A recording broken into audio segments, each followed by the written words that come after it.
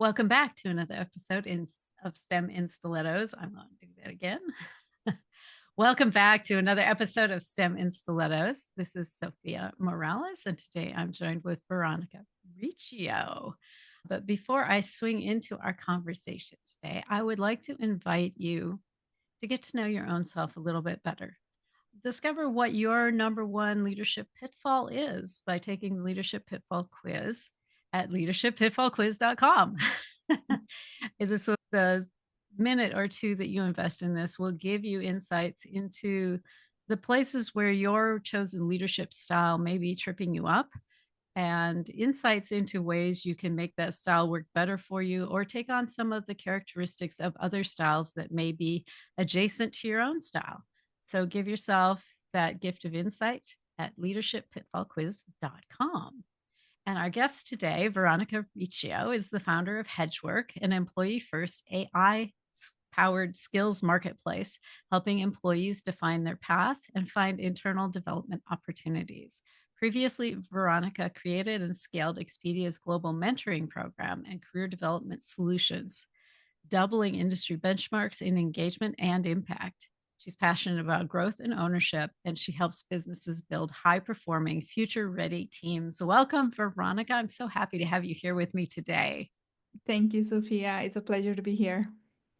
Yes, I always enjoy a good conversation, and you're just amazing to talk to.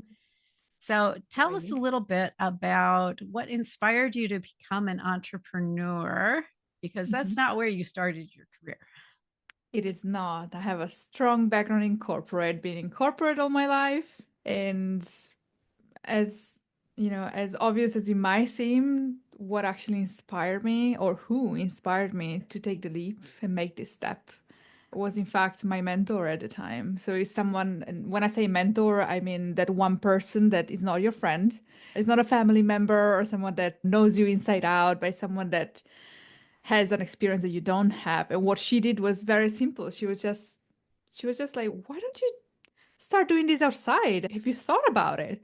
And I was like, no, what are you talking about? I'm a corporate person. I Yeah, do my what job. would I do out there in the wild? Exactly. I'm like, I never even thought. Frankly, at the time, I haven't even remotely thought about becoming an entrepreneur. In fact, I didn't have any example in my family of entrepreneurship. There was no proof in the world that I knew that I could somehow just take a different direction in my career. So what really inspired me genuinely and who genuinely inspired me was this person who simply said it out loud. It's like, hey, there is an option for you. There is a route you haven't even explored. Why haven't you? What's blocking you? How can I help you get there? So it's that sort of moment where your mind opens to a possibility you haven't even thought of before. Yeah, well, and it can be really scary sometimes. Excuse me. It can be really scary sometimes to even consider these things, right? Because you've been in this nice, warm, cozy world of corporate. I don't know that everyone describes corporate as warm and cozy, but if you've been in both worlds, there are definitely some comforts to having that regular 9 to 5 paycheck coming in.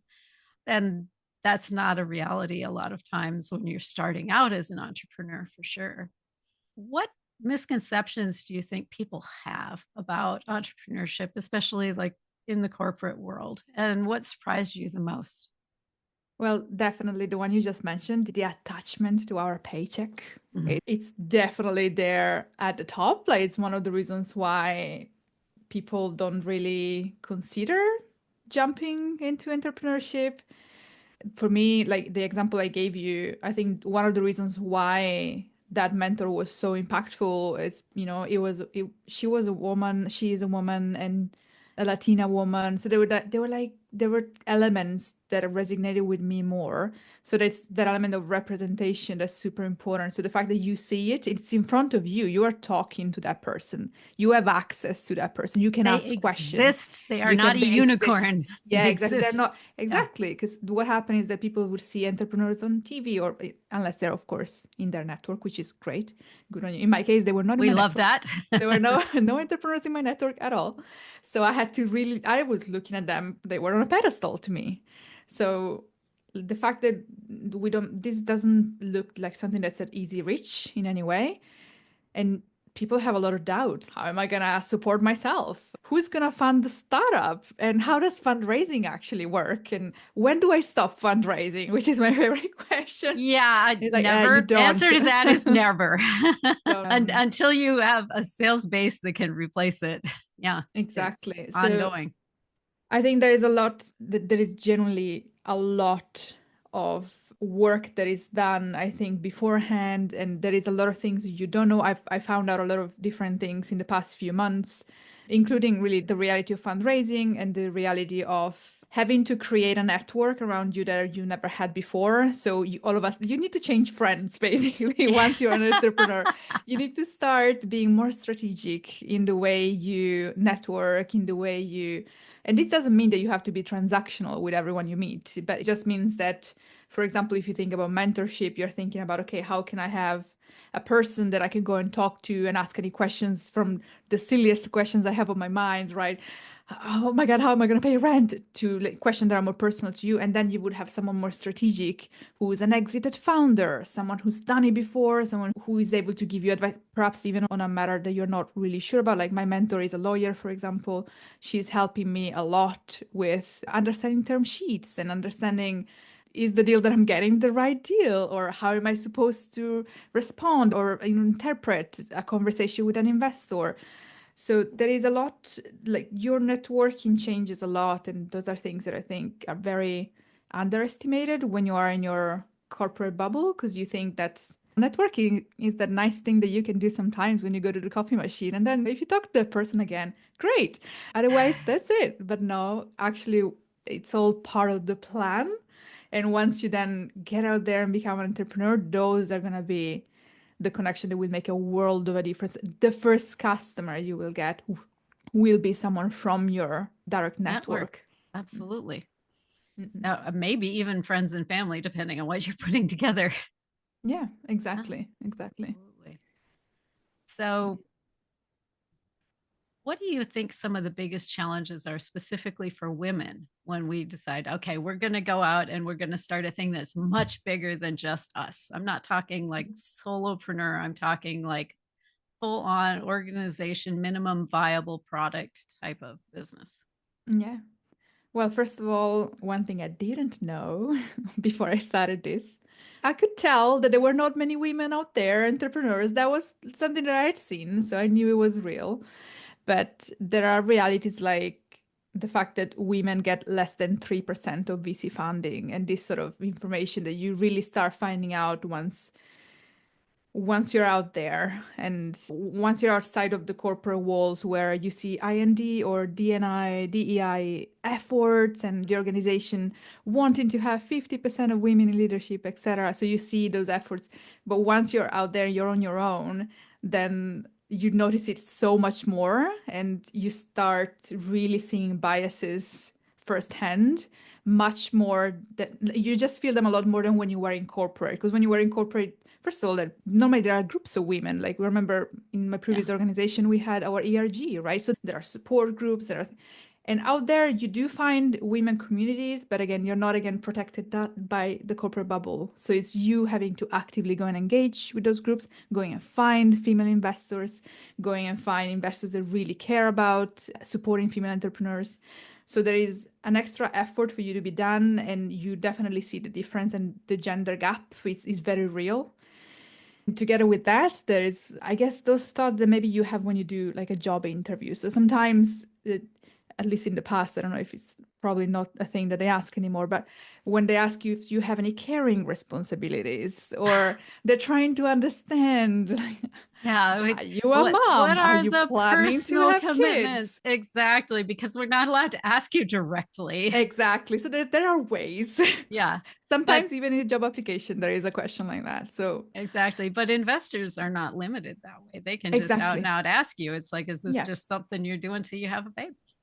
That's Yeah. exactly what I mean. That's exactly what I mean. So you do see, you see the bias, you feel it, you breathe it, you recognize like, oh my God, I'm being asked because of that. So you're being careful in the way you talk about, like, if I talk about personal experience, I'm almost reaching my mid 30s and I'm in a situation where, yeah, probably they're thinking when they see me, they see like a baby factory Yeah. or like, oh, she's gonna want baby very soon. So pretty much written on my forehead, despite the fact that I have never shared anything like that. And that's absolutely something that I talk about with my partner. We haven't even decided, but Yeah. fortunately, it is on my forehead, and that's what investors see and read. So when I go and sometimes, and when I get, well, rule of thumb, once you get out there, you're gonna collect a pile of no's, and you're gonna have to be like, a lot of no, no, no, no, sorry, too early for you, for us to invest in you, etc.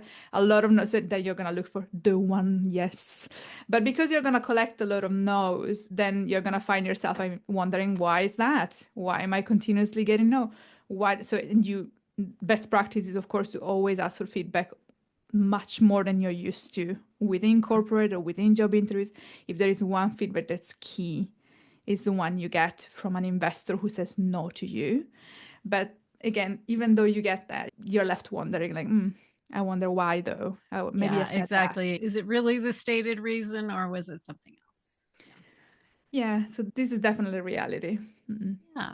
How do you deal with your own mental state, emotional state as you're accumulating this pile of no's? Because that can be rough, even Mm-hmm. though it maybe has nothing to do with you personally or the value of your project. It's just like a mismatch between what the investor wants to do and what Mm-hmm. you guys are trying to Yeah, I mean, I've learned a lot. I went to a really interesting event, a Microsoft for Startups event, which is quite famous here in London.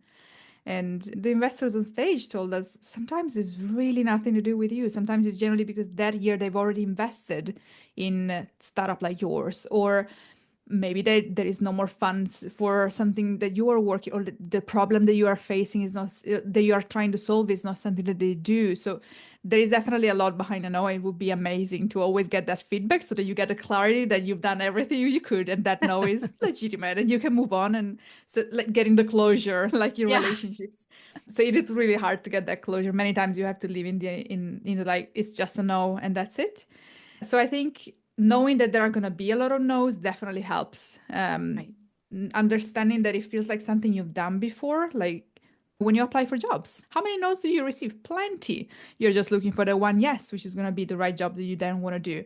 So it is Exactly. Well, definitely and similar. I think one of the nuances between the reality and the example is a lot of your no's when you're applying for jobs, they never come like tell you to your face. They get the Exactly. resume, they circular file it, Yeah. and you're like, okay, I just never heard from them again. Whereas in this world, you do receive the no. They don't just circular file you most of the time. They say no. Mm-mm. Yeah. Yeah, absolutely. Yeah, I think it's very much so. On one side, you have be aware of what's coming.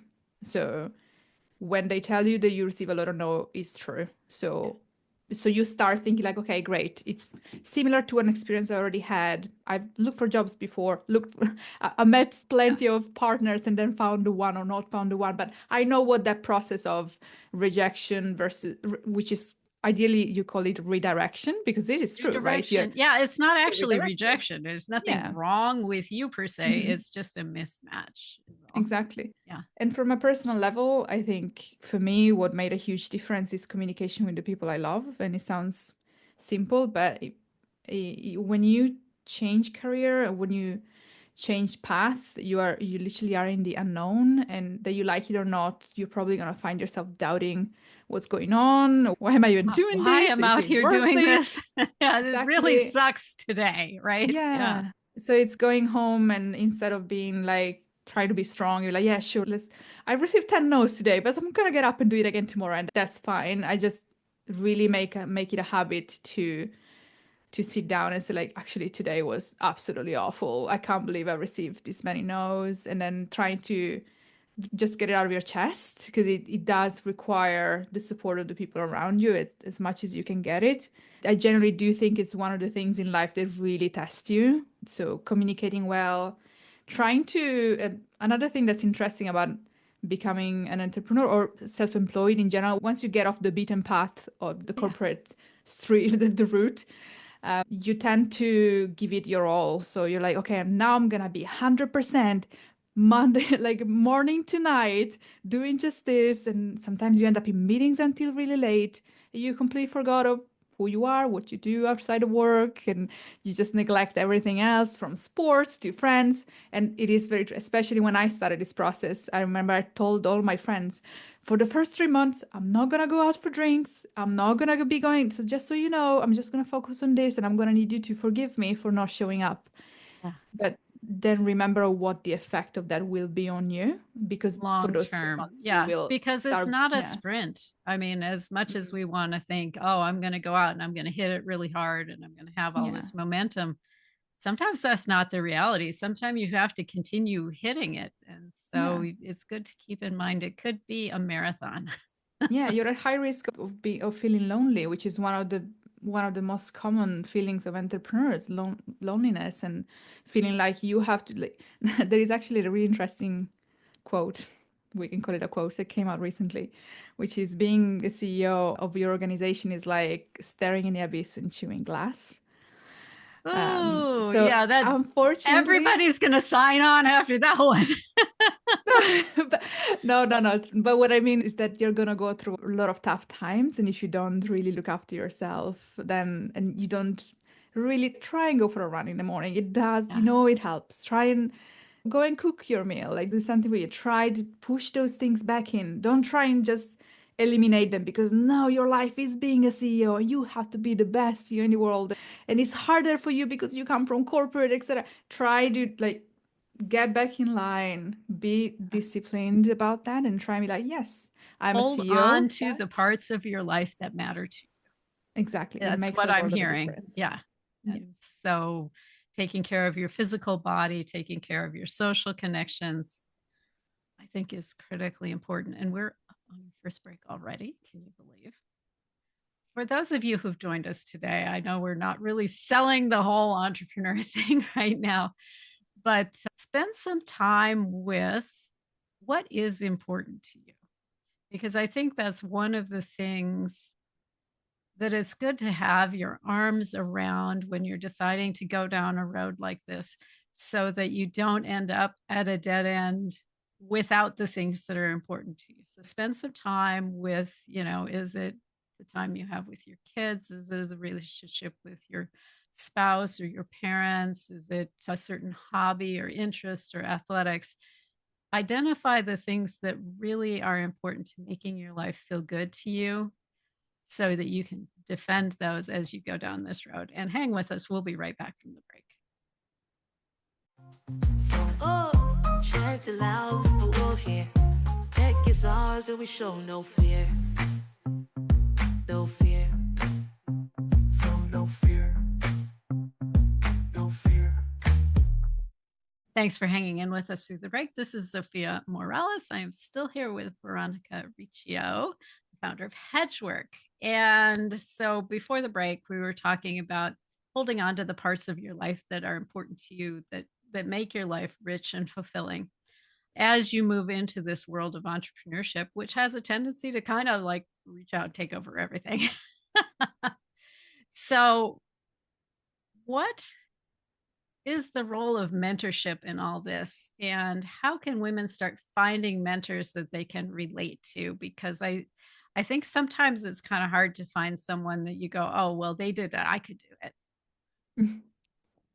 So mentorship is extremely important in this phase in particular because you're thinking entrepreneurship or changing your career path or changing the way you do things.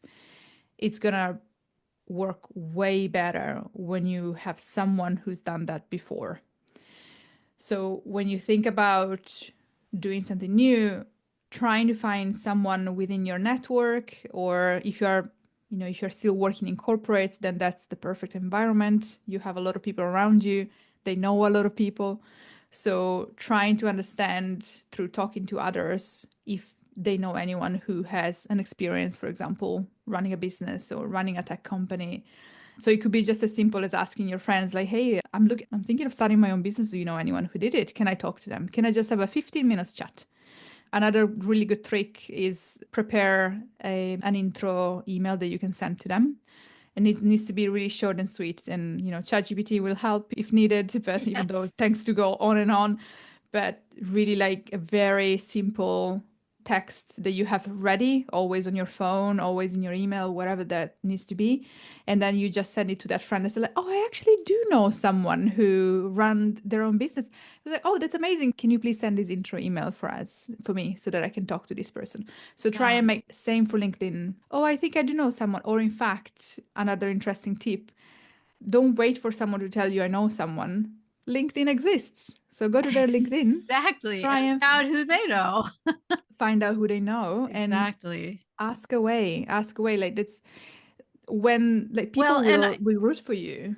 yeah, exactly. And I think one of the things that I know I have done, I don't know if you've done, I kind of look at people and go, oh, well, they wouldn't know anyone. And that's always a mistake because you Yeah. don't know who they know, Yeah. and it doesn't matter kind of what walk of life they're in, what stage of life they're in. Hmm. People are connected in all kinds of different and amazing ways. And you might find out that, the janitor that's emptying the wastebasket is actually the brother in law of the pool boy of some big financier. Okay. You don't know that. There Yeah. are these connections that happen that you Yeah. really can't predict. So ask. If you're not sure, Yeah. ask. Definitely. And that many times might not even be linked. LinkedIn is an easy tool for you to use. So go Yeah. find those people. But like I remember someone came to me and was like, oh, a guy I used to live with years ago. I think he created an HR tech platform. I was like, what? So, Yeah. and this person was not in their LinkedIn, but they have them on WhatsApp. And so they were able to send them a message and be like, hey, can I just introduce you to someone I've just met? And that's how, like introductions in entrepreneurship, especially when you're new, are extremely important. So you always remember, be courageous, definitely, be strategic. So start understanding how can this person for me, they want to see me thrive. They want to help me. They know that Yeah. I'm new to this world. What can I ask them in a way that's direct, but kind as well? So if the person in front of you can't help you, who do you know who could help me? Have you ever met anyone who did that? People will try and help. So I guess yes, my advice to you is definitely look through the tools you have, ask. So make those connections, ask the people around you, and try and really surround yourself with people who practice what they say. So, they really help you also understand what you need to do. What is your skill gap, we call it, that you need to develop more. And they will be able to then connect you to someone. I like that. And I think the thing to remember, right, is this balance of connection and quote unquote transactionalness. And I know as women, we tend to be concerned about being transactional with people. I think more so than the guys, because the Hmm. guys are kind of raised that, hey, that's kind of part of the game. The thing we have going for us as women is we tend to like legitimately connect to people. We want to know about their hobbies. We want to know how they're feeling. We want to know about their kids and Hmm. what lights them up. And people respond to that. So lead with that strength and then bring the transactional along with it, and you'll be amazed at how well that works. Yeah, bring the empathy. And also think, what's the worst that can happen? This person might tell me, I don't want to introduce you to my housemate. Or, oh, sorry, no, I really can't. And that's okay. Just let it go. But like make the step first and take the Exactly. risk to be you, ask for help.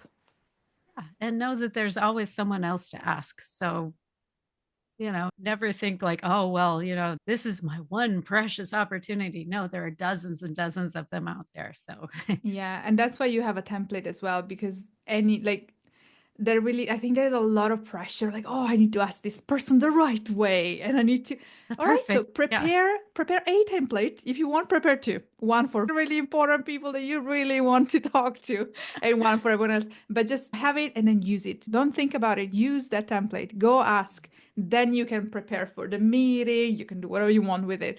But that the biggest problem with mentorship and with all this is that first step that's never taken.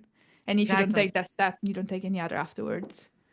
Exactly. If you tell yourself no, no one's ever going to tell you yes. So Exactly. you've got to take that opportunity. So tell me what's in your template, Veronica. What's in my template? I think Yes. it's super simple. It's like, thank you, Zofia. Hedgework is an organization that has developed X, Y, and Z. This is the progress we've made so far. I'd love to meet you. We are currently doing X, and that's what we need. So it's literally, I think it's three very small paragraphs. We're like, Sophia, thank you for the introduction. So it's already starting Yeah, with that. I was like, just go exactly. with that. Appreciate you and your Exactly. Thank you. time. Yes. This is why we're here. Introduction. So it's just Yeah. straight to the point. Second, really short to tell you what is it that we do, what's happening, why, what's changing. What's Oh, exciting here? we're Yeah. growing, and that's why we are fundraising. And then the ask, we are looking for X, so we're looking for investors interested in X, and so on. So it's very short and sweet. It's straight to the point, and it's just generally an email that they take, add the person, and send, and that's it. And it can literally be done on the spot. Not too much thinking. There's no need for them to add anything. They just send it out, short and sweet. Yeah. I know one of the things I've been recommended to have in my own personal outreach template is kind of an acknowledgement of a commonality, whether it's we know the same person, we went to the same school, we live in the same area of the Yeah. country, we have this similar interest.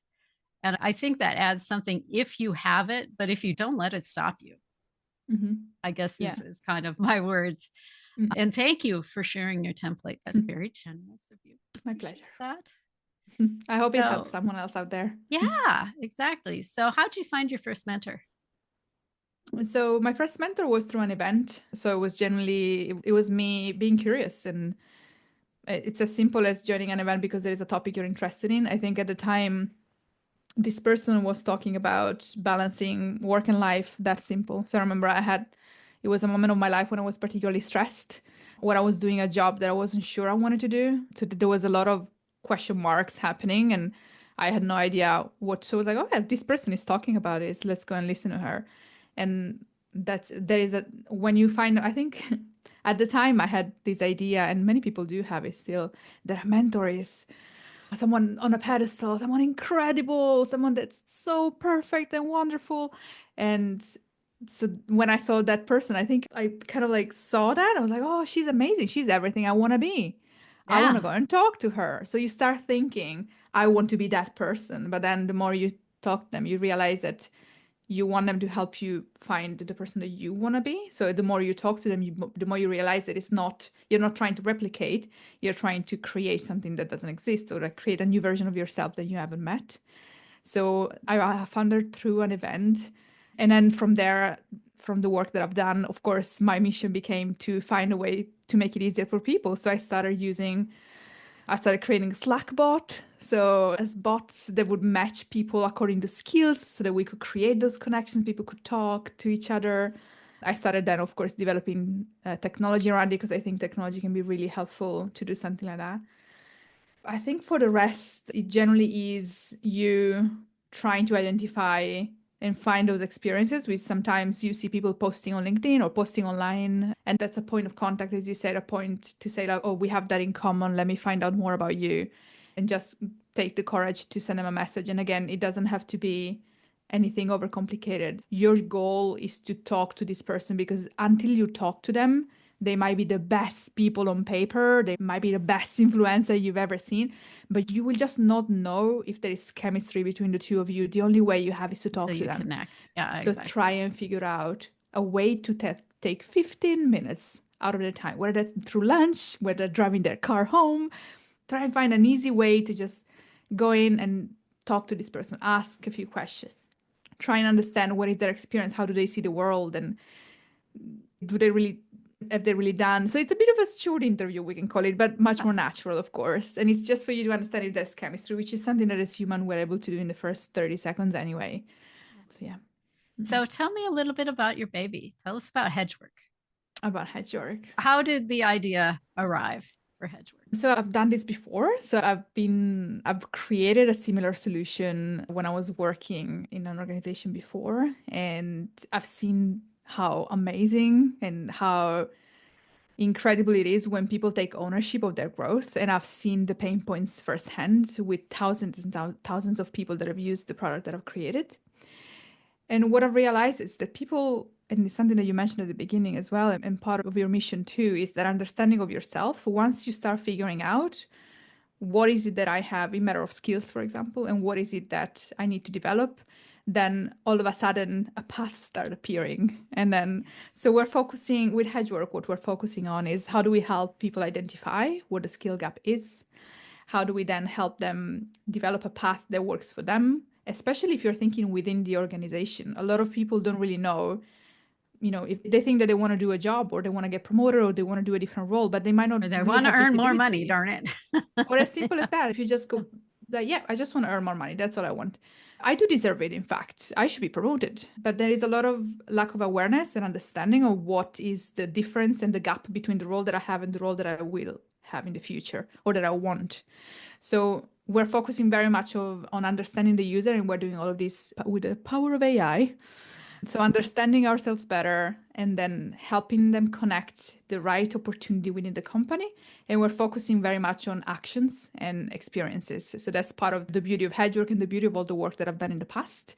I really stress the fact that learning is not just you doing a course or watching a YouTube video, but learning is also made for the majority of you taking an action and going to shadow someone, doing a project around it, putting yourself out there and having that opportunity to do that, as well as learning through others, which of course will always be in my heart and in the core of everything I build, the connection between people. So how can I put you in the right room, in the right place where you can meet the person that has the experience you need to then reach the goal that you want to reach.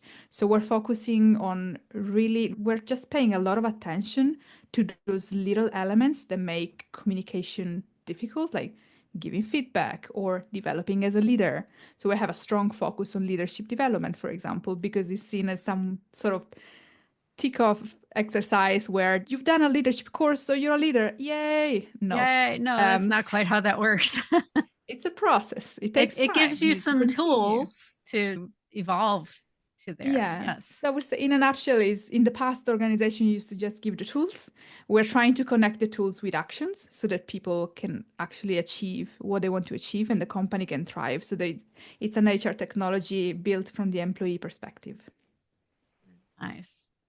So we are up on our second break already. Those of you who've joined us today, spend some time over this break thinking about what it is you want to accomplish in your life. What is your next major goal as opposed to, well, we got to get the kids to school or groceries or whatever. But the next big thing you want to do for yourself. And I guess I will preface this by saying this is not a selfish thing, although it sounds like it on its face, because this is how you inspire people is by stepping out and reaching for something more than you'd have reached for in the past. This shows your children what's possible. This shows your community what's possible.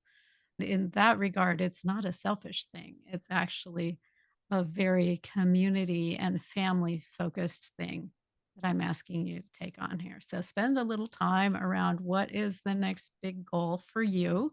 And the big goal is going to be different for all of us, right? Because we're in different places, we have different reaches. And so, what's a reach for one is maybe not a reach for another. And what's a simple reach for one looks impossible to somebody else. So, think about this in terms of your resources, your abilities, your skills, and what impassions you, and hang with us. We'll be right back from the break. Oh, shout it loud, the wolf here.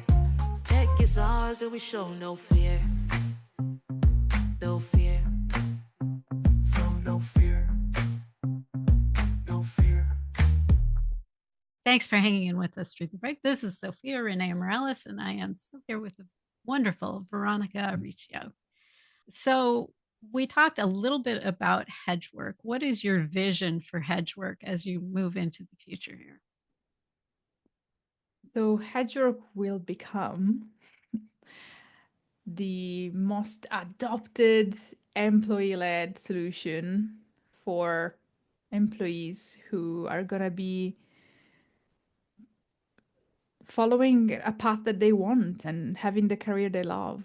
So there is a lot of focus, as you can tell, on people finding what they are looking for within the company. I think as an organization, we want to help really align more what the human capital is becoming with the use of AI and automation. So rather than seeing organization making redundancies left, right, and center, and it is the easiest way to do this, but can I help? Like the mission would be, can I help them become a more effective organization? So utilizing the talent that they have and having people that are actually happy to be there, and Yes. which then make the company thrive. So it's the connection, creating that connection between employee ownership or development and having the right skills in the right place and the right people doing the jobs. For the company. What difference did you see this make in, I think you said it was Expedia? Yeah. Yeah. Yeah, it was, I mean, it is incredible to see how many people came forward. We had about like 20% of the organizations utilizing the mentorship program and the gigs, so the projects and secondments opportunity that we created, so opportunity for people to try different, like practice their skills and try different jobs and different tasks. So really the difference that it made for the organization was very tangible. So the ROI connection was one of the things we focused on the most, of course, because we were trying to prove the power of these initiatives.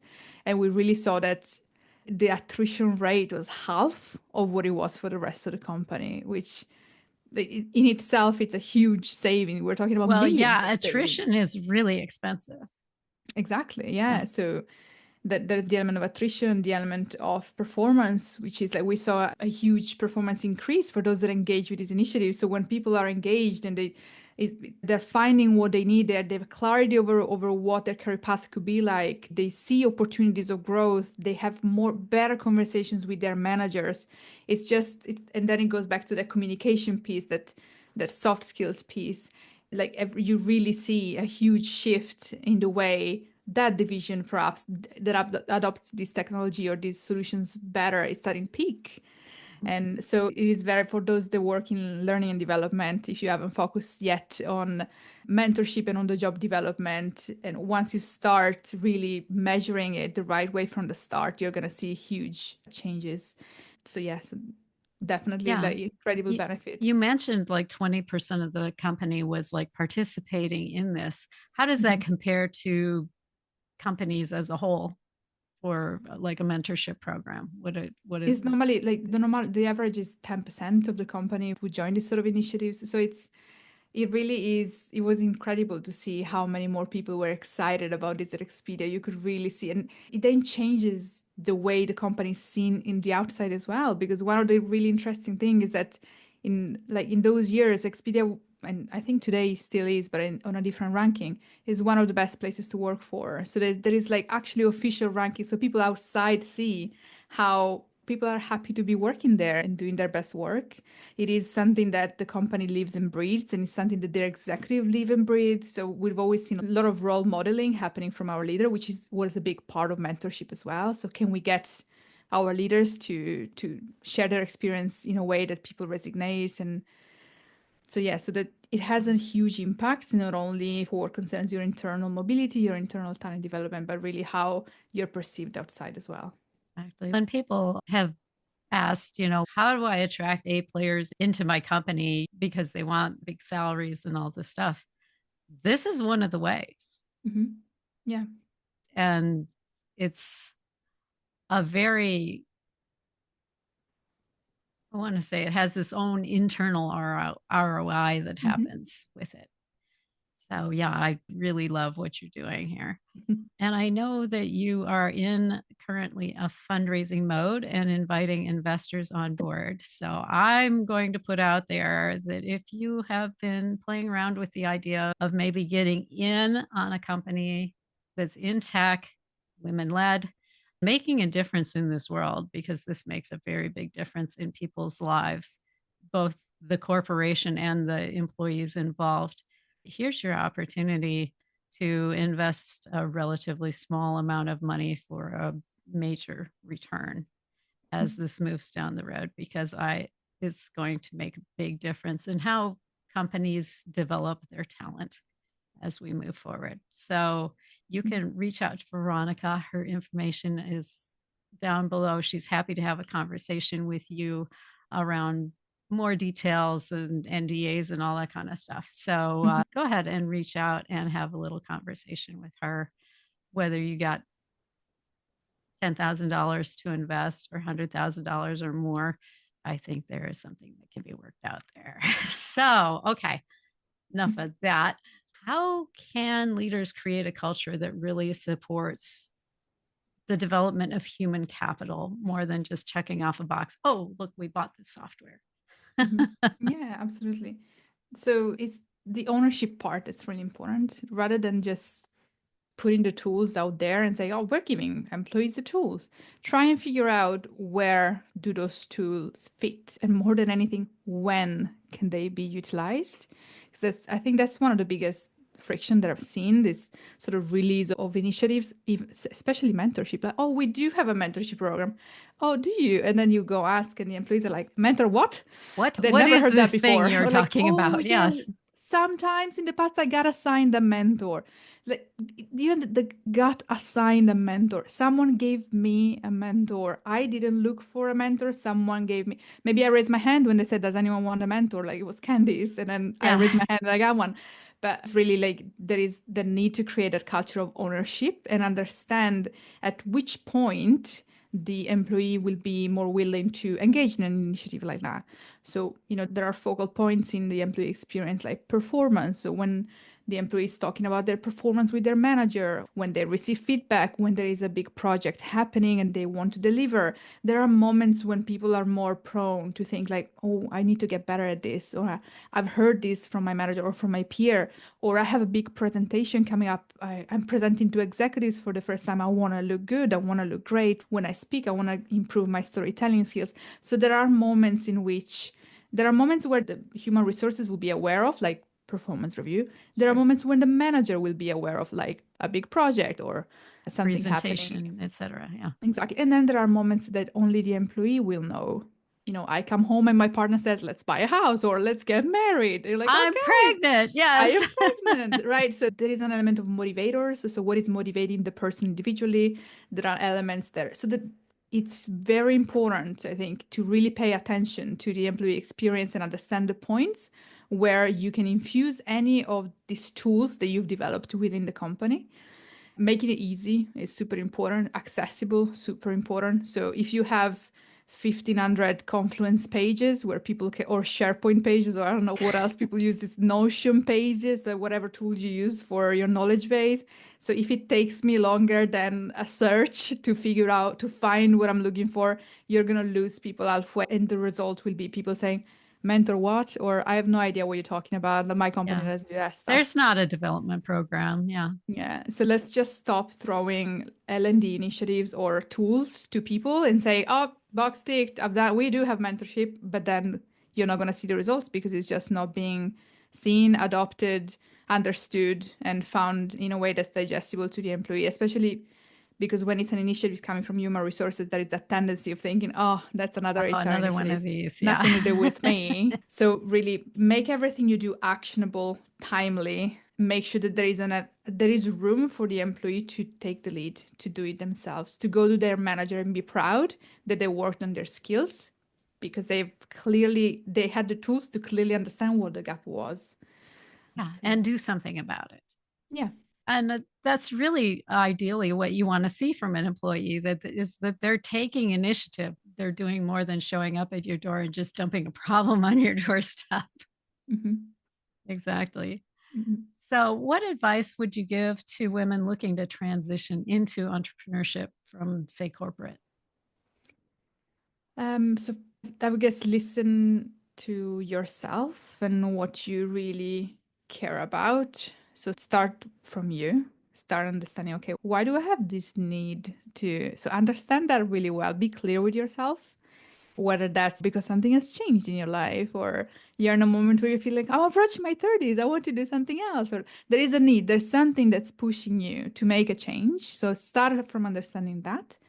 And then, of course, the biggest advice is find that person, find that one person that has done it, and then find another one, and then find another one. Try and build like a board of mentors if you can. Never really stop at one experience, especially when you think about a switch from corporate to entrepreneur, black and white. Then you go and you're like, oh yeah, you know what white means. Like, tell me more what that's like. Go and speak to 1, 2, 3 people, hear different experiences, and use that information. Every piece of information helps you create conviction for yourself to say, yeah, this is what I want to do. This is the right thing. So definitely take the action. So do some research, take the action, and start testing little things. We haven't touched on that really on this one, but try and think, what can I do now that while I'm in corporate, while I'm in the safety net, can I work on my LinkedIn profile? Can I write about what I love? Like, I remember I used to write about mentorship a lot. I still do these days. So I had like a Google reminder, not a reminder, but like an email that I receive every Friday, Friday at 8 a.m. I receive an email about the latest articles being published around mentorship. And just continuously feed your mind with things that are, and then get that idea and write about it, for example. So start thinking about, how do I build this personal branding and this identity that I have and it doesn't have to be grandiose. It could be you, just you. You don't have to call it anything else. Just call it you, and just post about what you love, and start getting into a group of people that talk about the things you love, and really like connect with more people, and surround yourself with that sort of that thing that makes you feel good. Yeah, exactly. And it's a team sport in the end, right? Mm-hmm. Which is why it's so important to have a profile and to reach out and to connect, because entrepreneurship is not solopreneurship. It really is a team sport. Even the solopreneurs have teams that support them. So make sure you're doing your networking, you're connecting with people who have common interests and common ambitions with where you're looking to go. I love that. And we're almost at the end of the show. I just want to mention that Veronica is also giving away 5 free 30-minute strategy sessions for founders, HR leaders, and professionals who want to bring a mentorship program into their organization, or just move their own personal careers in the direction they want them to go. If you've been looking for expert guidance on career growth, building a mentorship, I can't talk. Looking for expert guidance on career growth, building a mentorship culture, or navigating entrepreneurship, this is an amazing opportunity, and you can sign up at the link below in the show notes to have that 30-minute strategy session with Veronica. So thank you so much for joining me today, dear. It's been amazing having you here. Thank you, Zofia. It's been a pleasure. All right. And thank you to everyone who listened in with us today.